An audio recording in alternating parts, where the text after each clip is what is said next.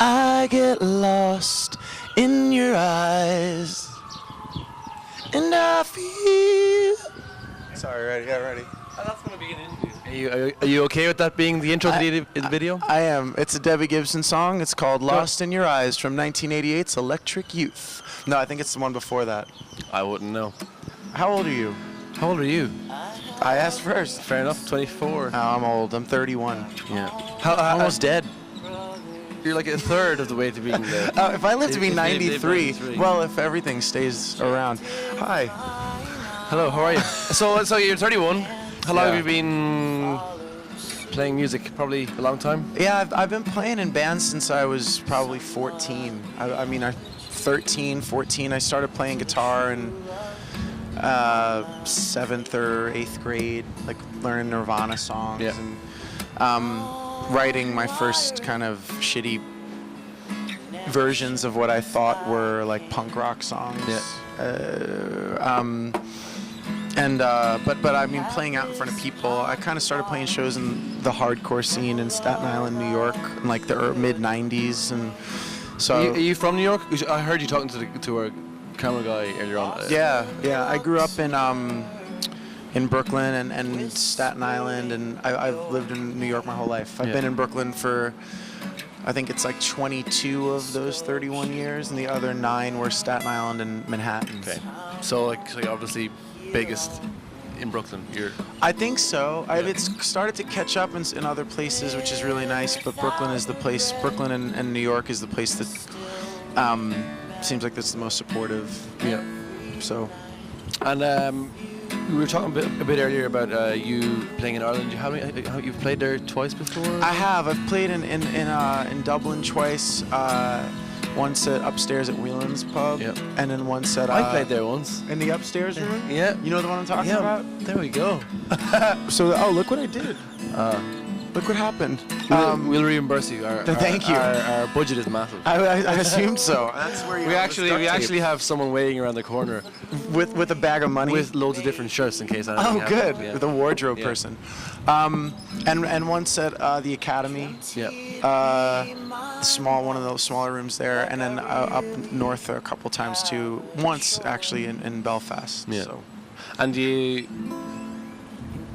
you like trying to make it over in Europe, or are you just because like America's so big, that's like tough nut to crack anyway. So you're probably just busy playing over here all the time. Well, I feel like it's more.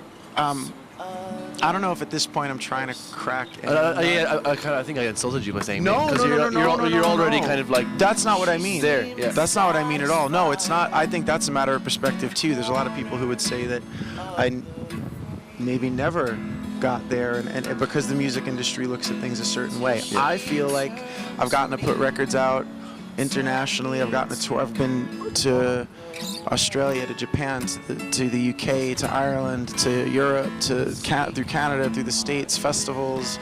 I mean, I've gotten to do a ton of amazing shit with music that I wouldn't have predicted. But I mean, in terms of, I'm always looking to get back over there, and I think when the new record comes out, I assume I will. What's your favorite part of the whole thing, from making records to touring?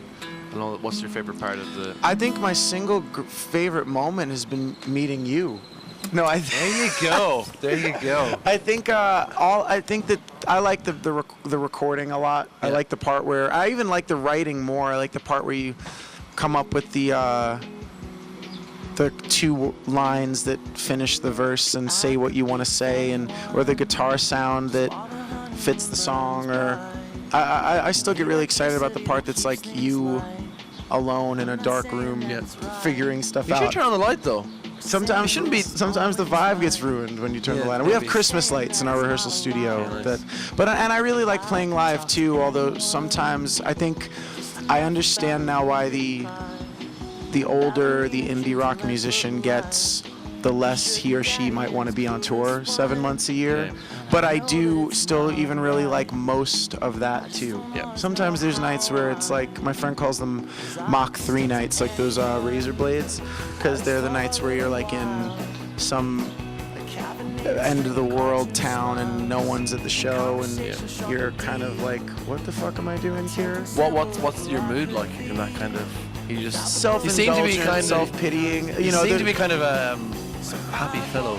I try to be well-adjusted, but I'm sure there's moments. I know there are moments where you let the perspective disappears, and instead of seeing what it is at the end of the day, is ultimately I get to like make the music I want to make and play it in front of people, and I get to make a living at it. So my life's fucking Pretty great. good. But then in a moment, you know, anything can start to seem less great. Perfect. If you want to see, right. And so, but so there's moments of that. But then I tend to hang out with, play with people that are really funny and smart people, and we keep each other in check. So it's helpful for that. There you go. The more you know. Yeah. But Thank you very much. thank you. Have a nice episode. Yeah. Thanks, you too. Nice 2011. Thank you. What is the plan?